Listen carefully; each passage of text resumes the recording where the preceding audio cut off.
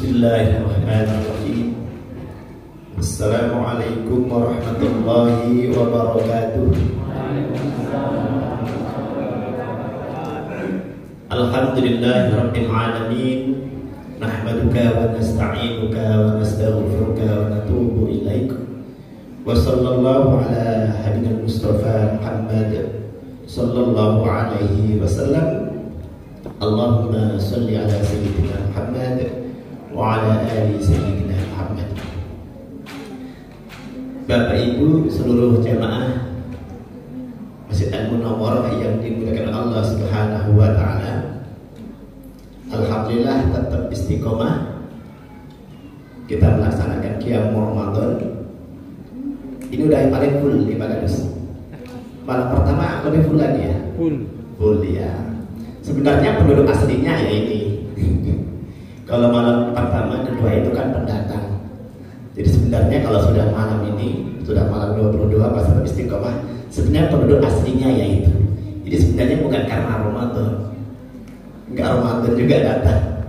Jadi kalau yang malam 1, 2 itu memang musiman. Musiman, mudah-mudahan ini istiqomah. Amin Allahumma amin. Kabar gembira ya Pak, Bapak Ibu, bagi orang-orang yang beristiqomah dalam beramal. Allah takhafu wa la tahzan wa abshiru bil jannati allati kuntum tu'adun. Ini kabar gembira. Kita yang istiqomah dalam beramal. Pokoknya jangan khawatir. Jangan sedih. Insya Allah akan Allah ampuni dosa-dosanya. Bapak Ibu harus yakin itu. Jangan ragu. Ragu itu yang menjengkelkan itu. Karena ragu ini sama dengan meragukan sifat-sifat Allah. Kan itu yang bikin kita menjadi keluar dari Islam itu.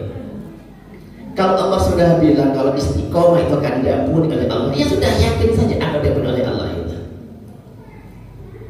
Jangan bilang nanti entah yuk tanda diampuni tanda. Pokoknya kalau kita sudah istiqomah dalam beramal, apapun kondisi kita pada waktu itu bapak-bapak, mungkin dulu gak mau puasa, gak mau sholat, mungkin pernah berzina, mungkin mabuk-mabukan dulu. Kalau sudah istiqomah, insya Allah kehebatan kita beramal soleh ini adalah yudhibnas sayyi'at. Dia itu dapat mengampuni dosa-dosa, menghapus dosa-dosa. Apalagi presentasinya beramal baik dengan amal buruk kan presentasinya lebih baik, yang lebih banyak yang perbuatan baik Pak. Kalau kita beramal itu kan pahalanya. Tes. Kalau kita beramal itu Bapak Ibu, itu kan satu amal dengan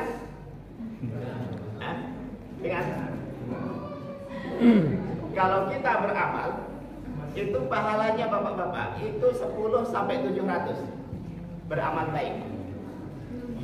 Kalau kita beramal buruk itu kan nilai cuma satu. Kita sedekah 1 aqua itu pahalanya berapa? Ini juga.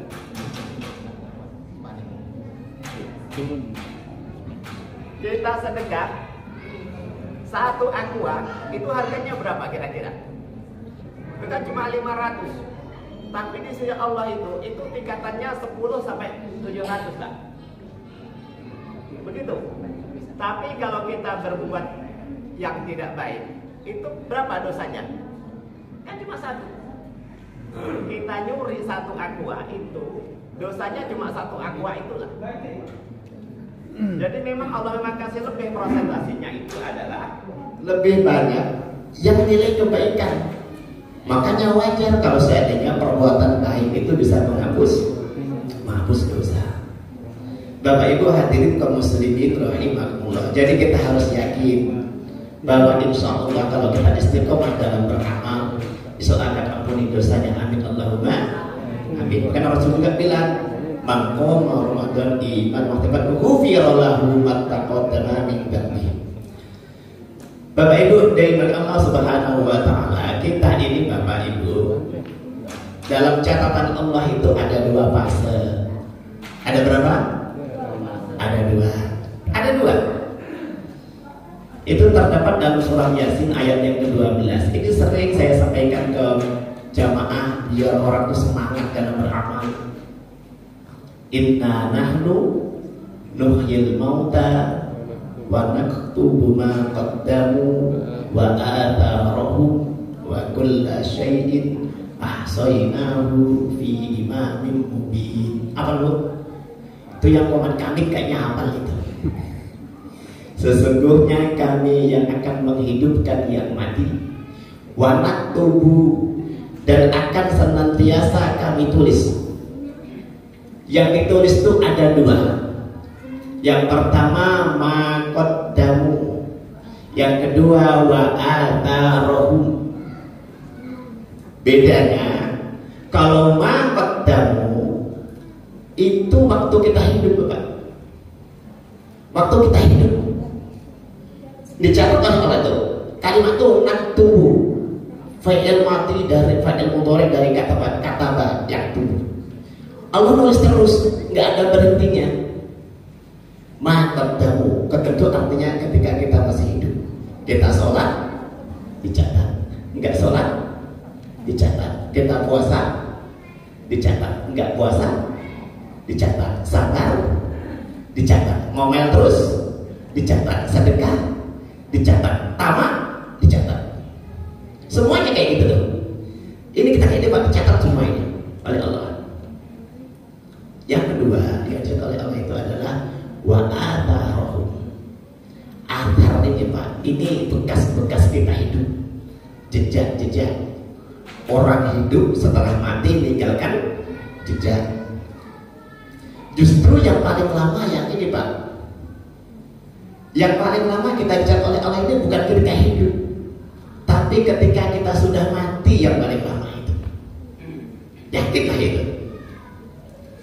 Sehebat-hebatnya kita sholat itu kapan? Kan ketika hidup. Hidupnya berapa tahun? Paling top kan 70 tahun. Ini yang sudah umur 65, 62, ini kan gak lama lagi sholatnya itu. Tuh matilah dia. Iya kan? Ada yang 65 di sini. Kan gak lama lagi. Belum tentu Ustaz, siapa tahu yang muda dulu. Iya, belum tentu. Tapi biasanya yang tua dulu. Itu kan gak lama lagi. Ketika dia sholat, dia dicatat oleh Allah dapat pahala sholat. Setelah mati gak dapat lagi, karena memang sudah tidak sholat. Tapi nanti ada yang lama catatan sholat itu. Ketika dia sholat, ditiru oleh anaknya yang sholat. Anaknya berapa tahun? 60 tahun. Ditiru oleh cucunya yang sholat berapa tahun? Dicucu oleh cicitnya yang sholat berapa tahun? Ditiru oleh anaknya apa keponakannya yang sholat. Ditiru oleh muridnya yang sholat. Berapa Pak umurnya Pak? Lama kan? Sholatnya bolehlah dia cuma 40 tahun, tapi antaranya itu lama. Makanya catatan Allah yang paling lama itu bukan ketika hidup, tapi ketika kita sudah mati. Sehebat-hebatnya kita bermaksiat, mabuk, judi, apalagi nggak mau sholat, nggak mau puasa, sedekah nggak mau, ke masjid nggak mau, kapan? Kan cuma ketika hidup aja kan? Mati selesai kan? Tidak dapat pahala sekali, tidak dapat dosa, selesai kan? Makanya kalau kita ada orang mati yang mau dibawa ke makam, itu ditanya itu, apakah jenazah ini baik? Dia tanya, apa jawaban Bapak? Baik kan?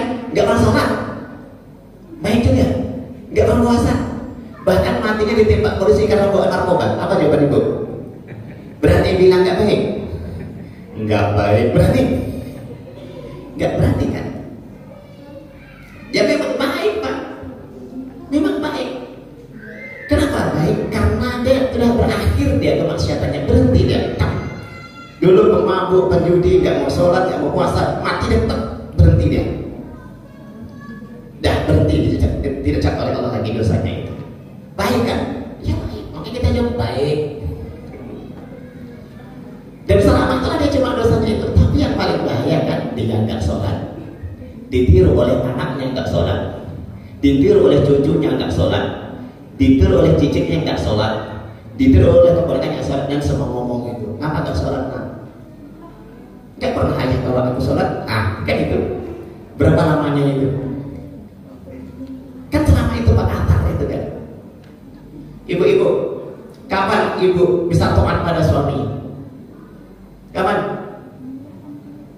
selama hidup. Iya, enggak selama masih punya suami. Kan itu ada yang masih hidup nggak punya suami itu kan? Iya kan? Ya kayak gitu Bapak Ibu. Kita punya harta, kan punya harta banyak, punya mobil, punya duit banyak, kebunnya luas, ya kan? Rumahnya mewah. Kapan kita menikmati? Kan hidup Pak. Selama hidup itulah.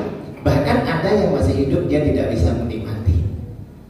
Kasih daging kambing dan sini, kasih kacang orang sama orang naik, kasih ikan masin darah tinggi naik. Ada kayak gitu kan? Ya cuma seperti itu Pak. Nah, kredit mobil 5 tahun mati, dipakai janda kita, kawin lagi pula dia. Kan begitu kan? Ditunjuk mana Bang? Makam apa? Tuk tuk tuk tuk. Bukan ada gitu. Tapi dibikin kayak gini nih, supaya harta kita jadi atal.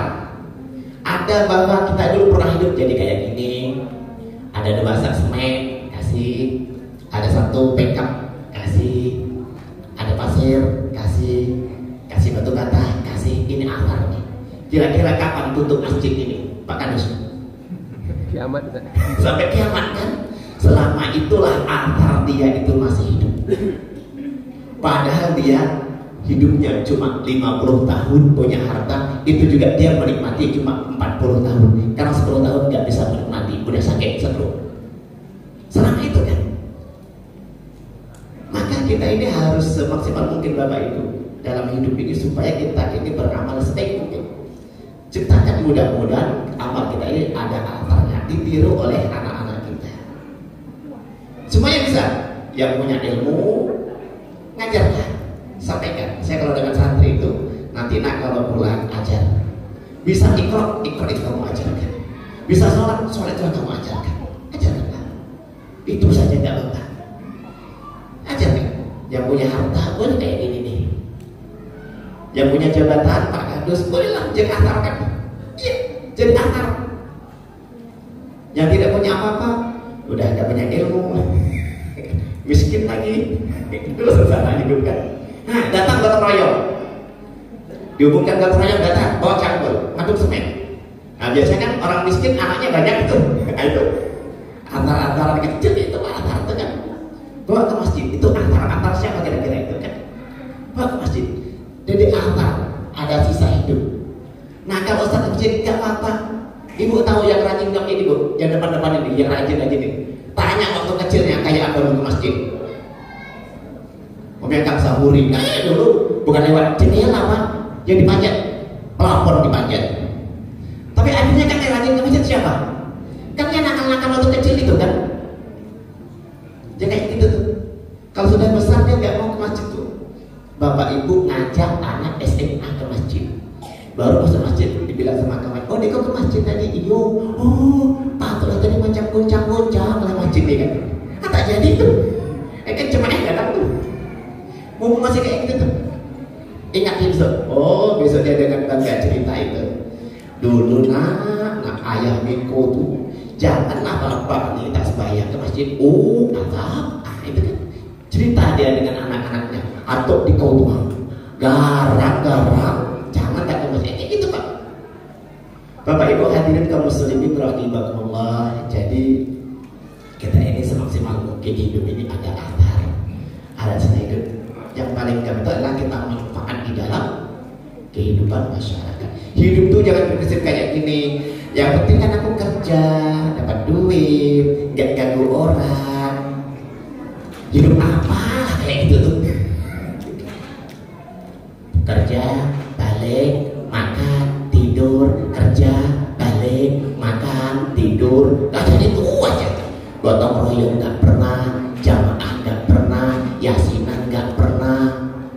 Tiba-tiba diumumkan ketua masjid, inna lillahi wa inna ilaihi raji'un. Telah Allah Bapak Mulyanto bertengah dengan siapa Mulyanto? Kapan hidupnya kok tiba-tiba mati? Kan repot itu kan. Ibu ya kayak gitu, ya kayak gini. Minimal ketika kita diumumkan innalillahi wa inna, Siapa sih Pak Mulyanto? Mulyanto yang mana itu Kalau sholat jamaah mesti dia duduk di situ tuh, dekat pintu tuh. Oh, yang itu minimal kayak gitulah. Makanya ya duduk jamaah, ya gotong royong itu. Yang ngajar kalau ada ngajar, minimal ngopi bareng sama kawan itu jadilah. Main catur, biar orang tahu bahwa kita pernah hidup. Jangan ujung-ujung akhirnya kayak tiba-tiba mati gitu kan, kayak gitu orang kan. Bapak Ibu hadirin muslimin rahimahullah, saya kira ini saja. Mumpung kita masih hidup Bapak Ibu ya, makot damunya sudah, kita tinggal wa atarahu wa kullu shay'in ahsaynahu fi imamin. Allah akan catat di imamun di bulan tahun. Mudah-mudahan manfaatnya mengajarkan ini. Mohon maaf rahmatinya. Saya akhiri, wassalamualaikum warahmatullahi wabarakatuh.